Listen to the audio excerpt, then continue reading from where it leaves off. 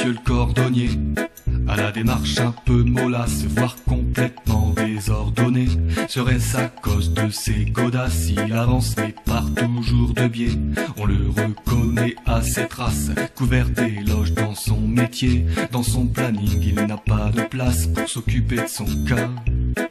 Arranger des chaussures à ses pieds, ça lui provoque bien des tracas, pauvre cordonnier. Il sait détendre le cuir des autres, c'est vrai qu'il est payé pour ça. Peu importe les paires qu'on lui apporte jusqu'à ce jour-là, où il a rencontré cette cliente au style démodé. Et puis ses deux bottes, loin d'être récentes, à raccommoder. Où il a rencontré cette cliente au style démodé. Et puis ses deux bottes, loin d'être récentes, à raccommoder.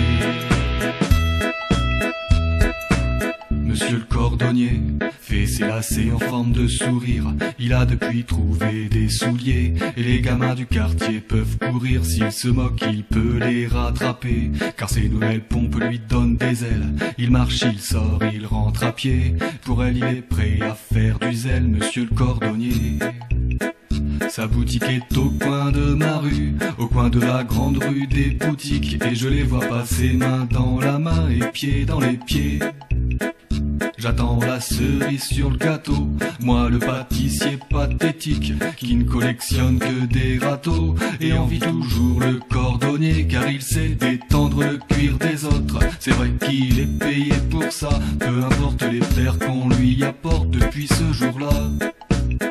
Où il a rencontré cette cliente au style démodé, et puis ses deux bottes, loin d'être récentes, à raccommoder.